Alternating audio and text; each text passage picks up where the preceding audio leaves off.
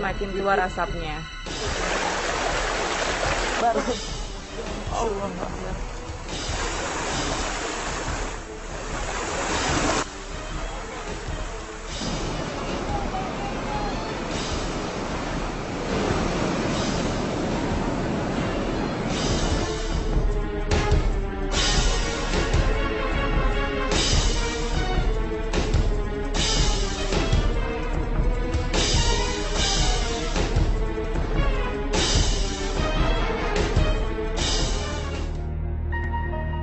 Banyak hal bisa terjadi dalam dunia gaib. Hal yang tidak masuk akal di antara logika kita yang terbatas. Seperti logika hipnotis, berdiri di atas air, bahkan berinteraksi langsung dengan benda gaib. Saya Indah Nanta, Anda sedang menyaksikan Dua Dunia.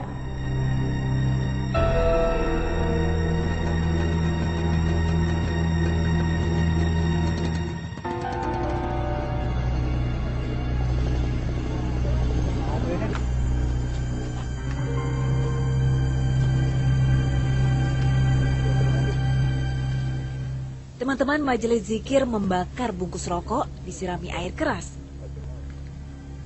Dan keluarlah asap yang baunya sangat menyengat.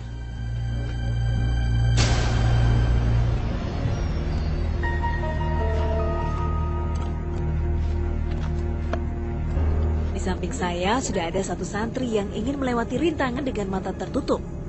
Rintangan terdiri dari 33 buah bambu, ukurannya 20 cm.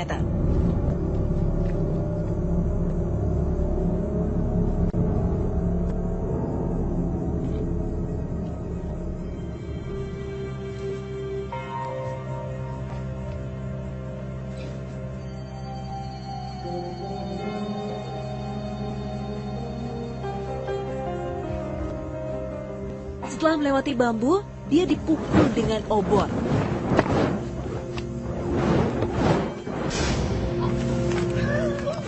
Banyak santri kehilangan kontrol berusaha menyerang Pak Ustadz.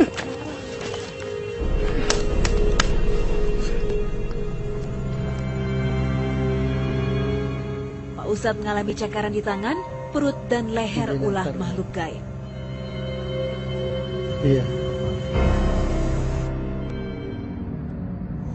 Coba fokus aja kan.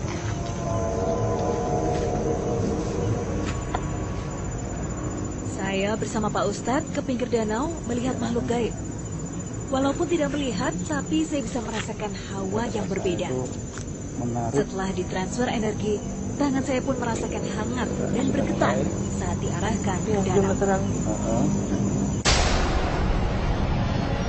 Kali ini saya ingin ditransfer ilmu, mudah-mudahan kebal dengan air keras. Doain ya, mudah-mudahan nggak terjadi apa-apa. Amin.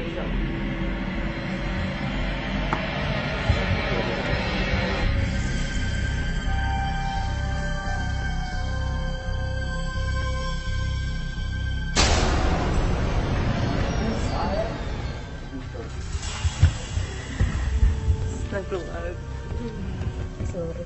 Ya Allah Pak Ustadz, jangan gini dulu apa? Allahu Akbar. Ya.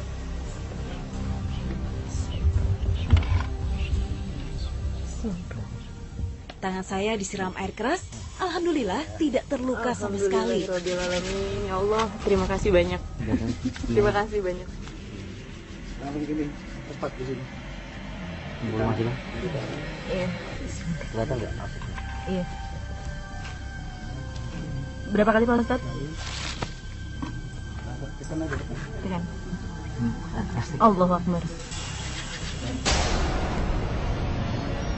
Ternyata tidak terjadi apa-apa, alhamdulillah. Dan yang terasa agak-agak perih, seperti kayak cuci tangan aja. Cuma hebatnya, nih lihat nih pemirsa, keluar asap kan? Nah, asap lagi.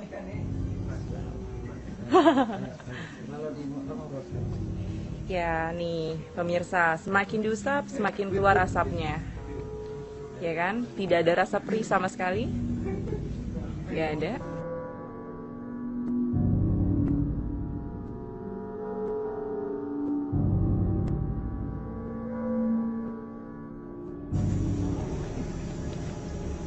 Tidak hanya itu saja, saya pun mencoba menjatuhkan orang yang mengambil tas saya.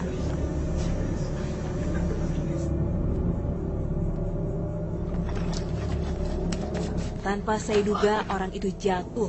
Benar-benar di luar logika, tapi itulah kenyataannya. Lalu santri-santri Pak Ustadz mencobanya terlebih dahulu. Satu santri memegang tas saat santri yang lain mengambil tasnya, santri itu pun terpental.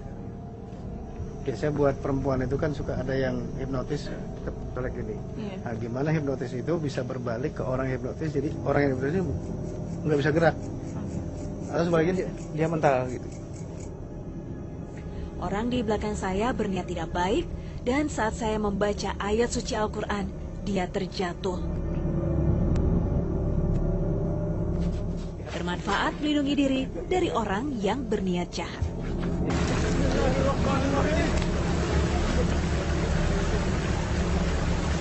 Baru Allah. Kalau ditanya apa itu genderuwo, orang wewe, apalah namanya itu. Siapa setan ini? Setan yang namanya genderuwo yang ditakutin orang itu setan nganggur. Jadi walhan dia goda orang, seorang ulama, kemudian ulama ini mati dalam keadaan suci, husnul khatimah, makanya dia dihukum, si walhan ini dihukum oleh iblis. Keunikan lainnya di majelis zikir ini, selain melakukan zikir bersama, adalah ceramah dilakukan sang ustadz hanya berisikan tablis iblis dan anak cucunya dalam menggoda manusia. Seperti apa gangguan yang dilakukan para makhluk gaib ini? Mari kita saksikan kegiatan rutin majelis ini.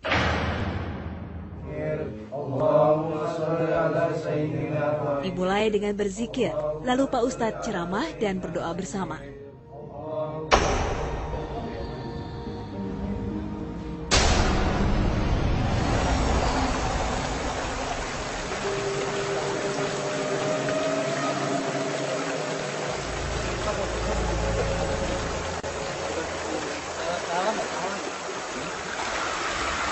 Ya, ketutup.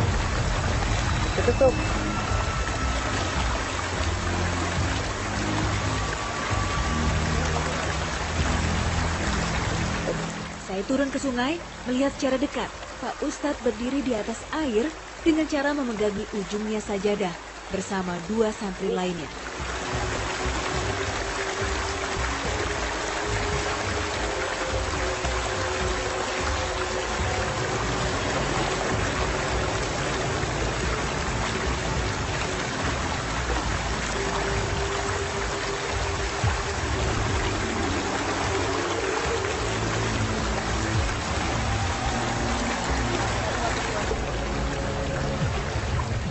Saat kami turun dan berzikir, tiba-tiba air di bawah sajadah bergejolak.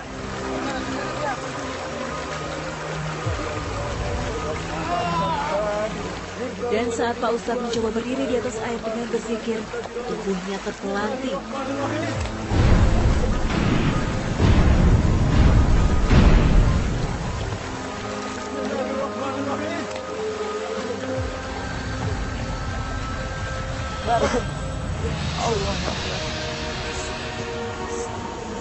Pak Ustadz tergeletak di air, tubuhnya lemas dan dia sesak nafas.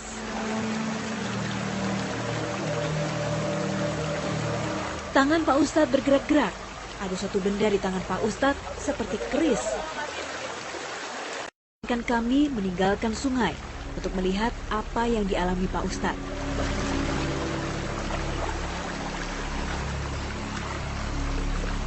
Lewat sana.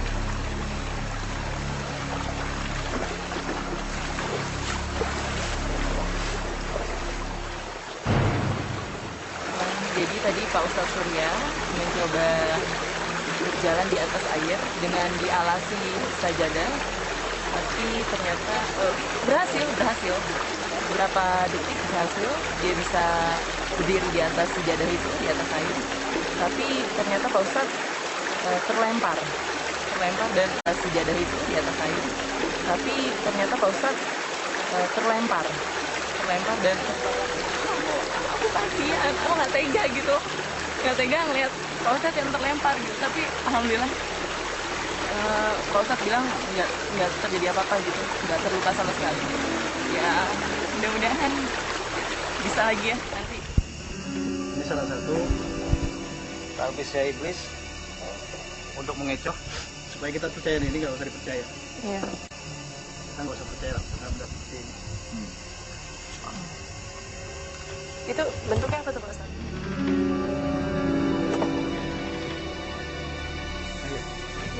Bismillahirrahmanirrahim.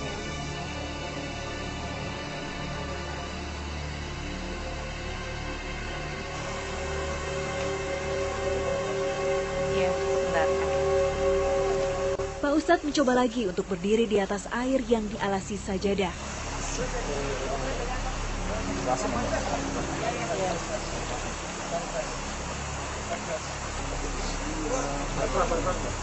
Bismillahirrahmanirrahim.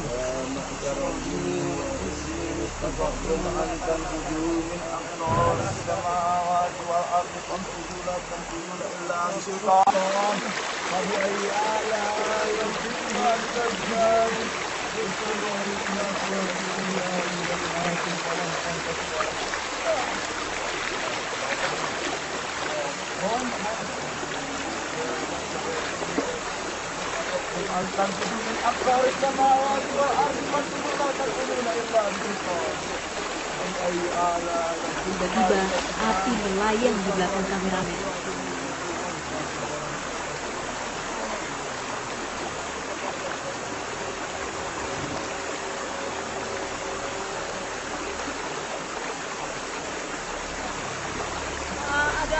Ada api dari sana.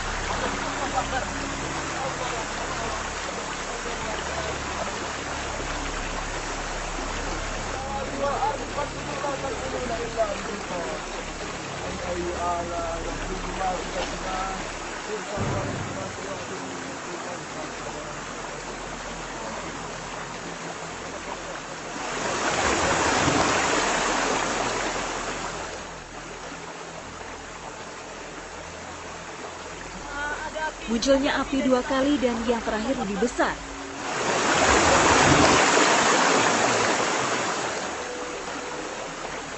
Begitu saya lihat dan berteriak, api itu hilang dan Pak Ustadz jatuh ke dasar sumur. Ada api dari sana.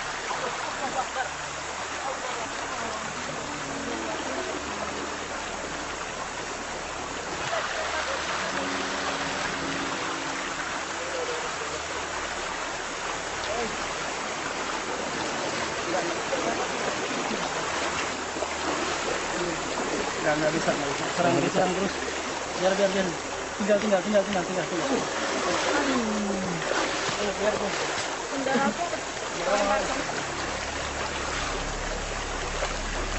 Jadi tadi Pak Ustadz mencoba lagi untuk berdiri di atas sajadah, di atas air. Alhamdulillah sukses. Tapi ternyata saat Pak Ustadz melakukan atraksi berdiri di atas air itu, dari sudut sana terlempar api yang menyala besar. Kita udah pernah.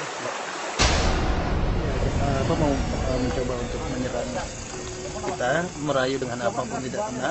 Nah, benda ini mungkin dia kan agak lari-lari sehingga saya berusaha untuk mengangkat.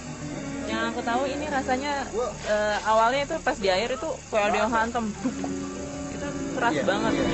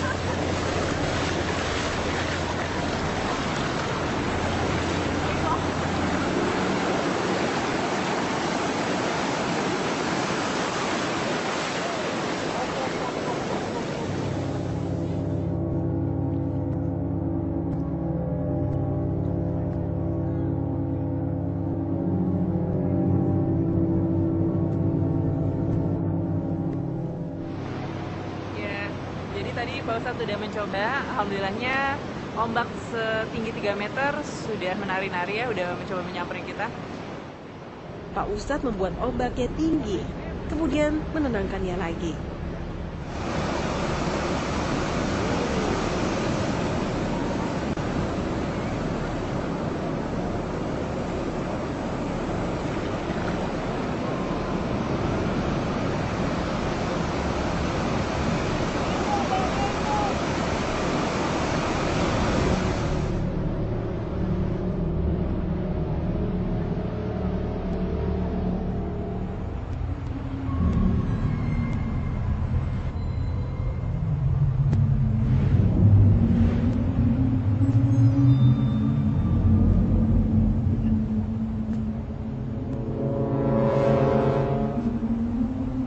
Saya mencoba melewati rintangan yang dibuat Pak Ustadz berupa bambu.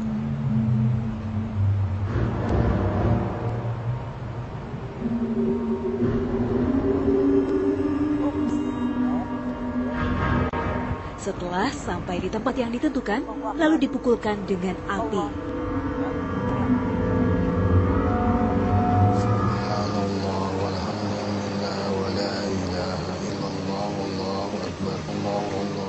Pak Ustadz dan santri-santrinya berzikir di sungai. Subhanallah walhamdulillah wa la ilaha illallah wallah.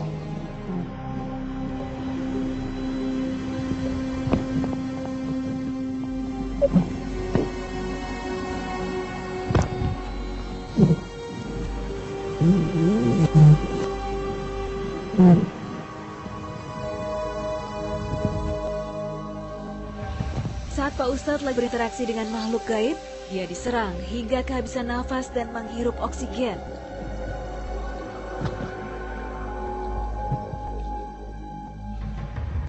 Menganggap hal ini talbis supaya kita percaya bahwa setan itu bisa menyakiti, melukai, tapi tidak.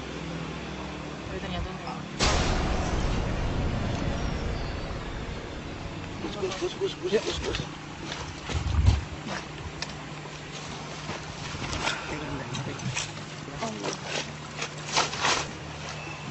Lalu kami beranjak dari sungai dan bergegas untuk pergi.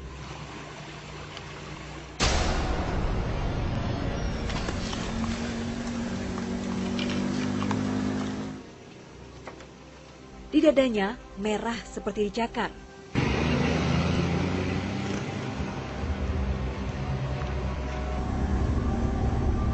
Jadi tadi saat teman-teman majelis zikir berzikir di sungai tersebut, ternyata penunggu sungai itu tidak menyukai kalau teman-teman berzikir di situ. Akhirnya penunggu sungai itu menyerang Pak Ustadz dan Pak Ustadz terluka. Di badannya itu ada memar warna merah dan itu menyebabkan rasa sakit yang amat sangat hingga Pak Ustadz tidak bisa jalan. Akhirnya sampai di Pampah.